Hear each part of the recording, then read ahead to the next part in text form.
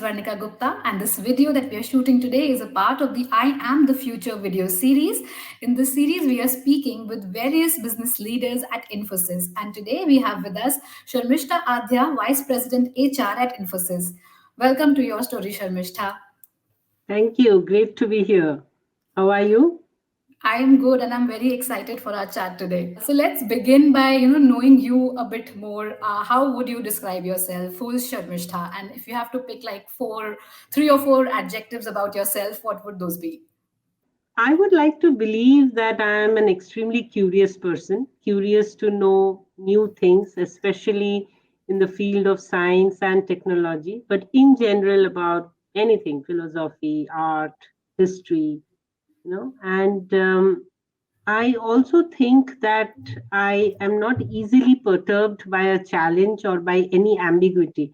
And I thrive while leading a change or being part of a change. And finally, I also believe, and I would like to believe, that I am extremely honest and fair in all my transactions with everyone.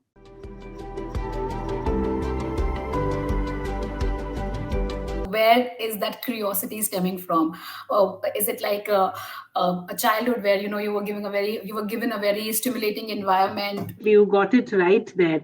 I come from a very educated family and was brought up in a small town, industrial town in Dhanbad, Bihar. My father was a scientist associated with a research institute, and my mom was a high school teacher of science.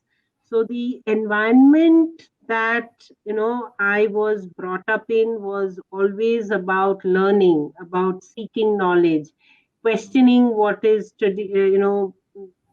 others said as tradition, um, believe in hard work. And my mom absolutely ingrained into me that education is the only road to success. And today I have just replaced that education with constant learning. So I'm very lucky that they inculcated in me a very scientific mindset, which has made me curious, look at problems extremely analytically, and in general, keep on learning always. Uh, as a child, I have seen my dad preparing for his PhD, my mom bringing in truckloads of classwork, homework from school that she would be correcting. So those all stayed in my mind, and I think it really defined what I am today.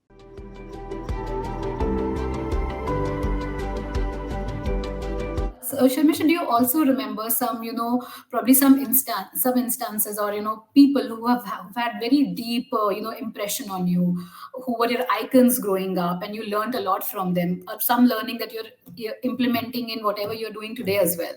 Growing up, there were so many icons. There were leaders like Indira Gandhi and Margaret Thatcher, whom I would really look up to as strong women leaders. Then, because in my house there was always these conversations around science, so Abdul Kalam and my dad would be speaking about Vikram Sarabhai or Homi Bhabha. Um, so there were these kind of icons. Then there was somebody like a Prannoy Roy who would come around and change the way you cover elections, and those were my early lessons on analytics and data and storytelling. There were characters like Atticus from To Kill a Mockingbird, or those strong women characters from Tagore's novels.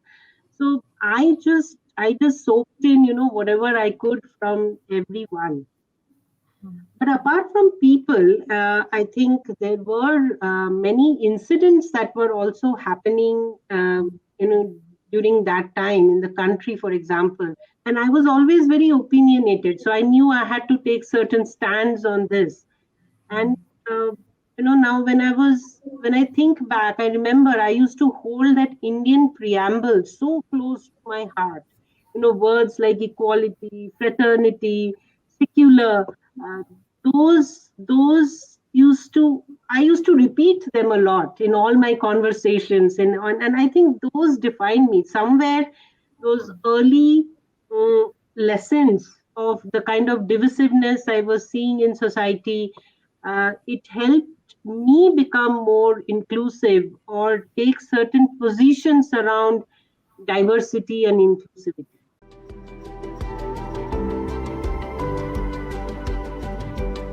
How have you seen your understanding of inclusivity evolve over all these years, from the time when you started understanding the concept to now when you're such a senior leader? How has the concepts of inclusivity, diversity, and giving an equal platform to everyone, how have these concepts evolved? Some of those concepts, as I was saying, were well developed in my mind, right? I mean, the polarizing factors which were playing out in the society, but some of the diversity issues that today we talk a lot of, like gender diversity, for example, right? I think that took some time to develop. For me, it was not a problem statement that I saw immediately in my formative years. Maybe because I was always surrounded by strong women, be it my mom, my grandmother, my aunts. I have seen lady doctors, women lawyers, teachers, scientists as women. So um, I didn't see the problem. Even when I went to college in IIT, the women were very few in numbers compared to men. But we still felt inclusive. We still felt like whatever men could do, we could do. And for me, it was more that women were not taking those choices, were not taking those choices to be in the path that I have embarked upon. And maybe that's why I'm not meeting enough women. The realization happened a few years into the work life, where I realized that, in spite of women graduating as engineers, joining the company in the early years, at the leadership level, sometimes I was still the only woman in the room. And that was not changing. That number was not changing in business. I continued to be that only woman for a very long time. And then I realized that it is not a matter of choice alone. There were other things playing out in the larger society, which was manifesting itself as a problem within the office premises. So you can say it was a gradual, becoming gradually sensitive about the gender diversity issue.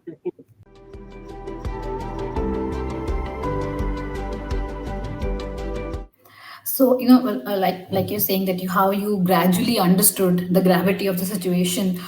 Do you think, and partly because you grew up in a very empowered household, but not everyone has that luxury liberty. So, how do you think can we address this problem as a society? Do you think that we working professionals are better placed to, tell our children from a very young age that explain them the concepts, even if they are privileged or not privileged, explain them these concepts from a very young age? Do you think that will help? I believe that it all starts from home. That is the first place of interaction for kids, and that's the first place they start learning anything. And how we as parents set lead ourselves and talk and behave uh, teaches our kids about these very sensitive topics of being empathetic, being inclusive. Today there are so many events happening around us, and again, the society gets divided on topics of color of the skin, gender, sexual orientation, even what we wear and what we eat. What stand are we taking in those conversations at dinner table or with friends, right? Kids are seeing that. Kids are seeing what their parents are talking, what they're saying. Whom are you renting your house to? Do you put certain restrictions on that? As simple as that. Whether how did you react when one of your cousin married outside the group, whichever group you belong to? These are where kids pick up the cues from their parents. How much a father is involved in household activities, how much participation does a mother have in the decisions around purchase of a house or a car. Um, how interested are we in a son's career vis-a-vis a daughter's education, and are we equally asking them what they want to do and saying that we support both of you in your decision make in whatever you decide. So I think we it is not about talking, it is about doing and setting the right example for the kids to pick up. That is where they pick up these cues. Hmm. And you asked about working professionals, of course, working professionals, but more importantly, educated people, right? If a mother is educated, and not just bookish knowledge, if they have a free mind, if they are free spirited, if if they are also curious and they question everything and don't take it for granted, I think even then a mother or a father can set a great example.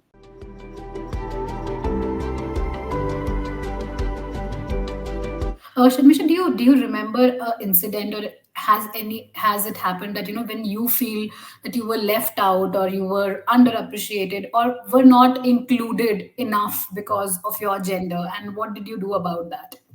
I don't think so. There was any club or group that I wanted to be and I was excluded in, because I was my school president. I was the best student in the class, in the school. So all around the expectation was that I can do anything. And So I grew up in that kind of a background. In my professional life as well, I think I wouldn't say that I was ever not appreciated for good work that I did, and if I was not appreciated, I could rationalize that it was because I was not leaving an impact or I was not good at what I was doing. So I think unappreciated, I wouldn't say has ever happened because of my gender. But there was a time where I felt that I was not included. It would suddenly happen that um, uh, I would know that my peers, and all of them men, they have gone out to a pub in the evening, right, with their manager, or and next day when they would be back, they would be doing these name droppings about leaders who have done something, or they will talk about events that have happened in another part of Infosys, which I was not aware of. And these have happened over these informal mm, connects or meetings that these people have been part of. So of course it was disconcerting. It initially felt like I what is happening? Why am I not part of this? But as I have said, to me, every problem I try to break it down, I analyze and see what my role has been in creating that problem and how I can fix it. So I realized that my colleagues were becoming more visible, or opportunities were finding them only because they were taking the effort to network more, to connect beyond office hours. They were doing that more, and I was not doing it. So, but at the same time, Infosys provides such a great safety net to everyone to experiment that I had the courage to walk up to my uh, peers and friends and say that, hey, I want to be part of that coffee gang. Next time, tomorrow, when you're going out in the morning for a coffee or a smoke, just give me a call. And they did. I mean these are all great people, right? So they did. And this was a great lesson for me, and I leave this lesson with many a times with my women colleagues, that maybe that is one area that we as women don't do very well, and that is networking and making ourselves visible. um, I learned it, and it has helped me. So maybe others should also try it out more.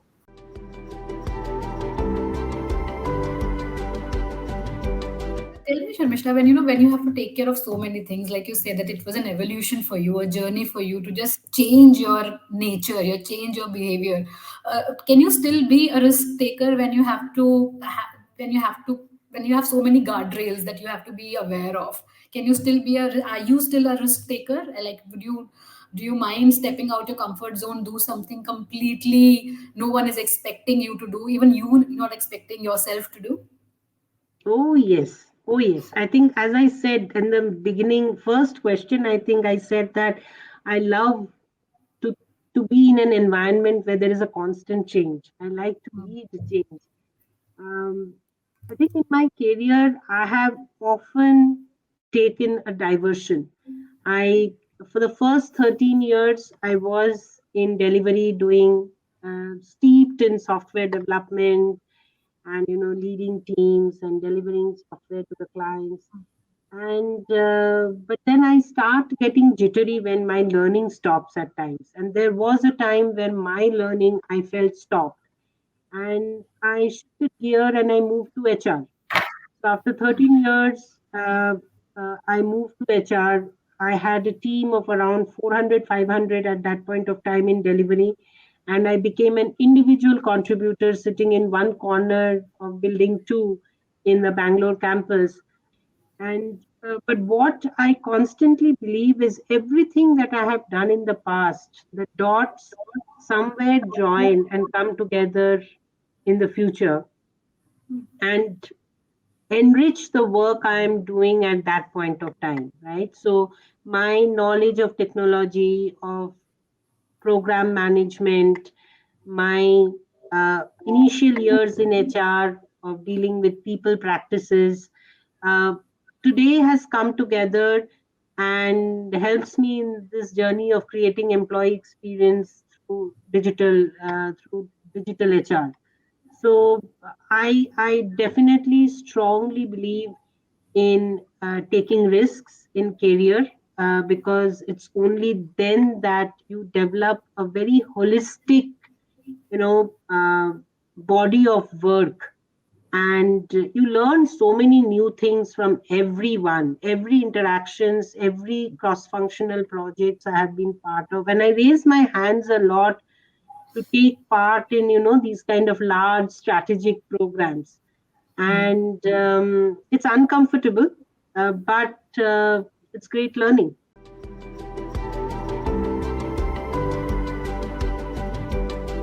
Can you take us through some of your big milestones in your professional journey that have played catalyst in your growth and have given you some very important learnings, and also what makes you love your job so much? There are quite a few milestones that have been great learning experiences for me. I think one of the first was, in 2000. I was the second only person who had gone to Netherlands to expand our business footsteps. And that time, work in Europe was mainly restricted to UK and a little bit in Germany, but nowhere else. So that was a great experience to even introduce Infosys or introduce this concept of offshoring, outsourcing. I felt it was a tremendous responsibility that the organization gave me uh, at a very early age, and it was a great experience. Uh, the second the second one was a very unique one where I we had a client escalation and it was a very big client in Germany, and my unit head went into a conversation with them and committed that I would come over to Germany for the next 5, 6, 7 months to settle the account. And it was again a great show of faith uh, on my capabilities by my leader, and also an extremely I would say an inclusive and unbiased decision on his behalf, because I had a 1 year old son at that point of time, and uh, I actually just left my son with my parents and I went away for 6, 7 months. And this client was a totally German speaking client. They didn't know iota of English. So I had to pick up their language, then be part of all those meetings, those conversations, trying to give them the assurance that we will deliver and we will deliver a good product. So that was another great achievement milestone, I would think, and a very different situation.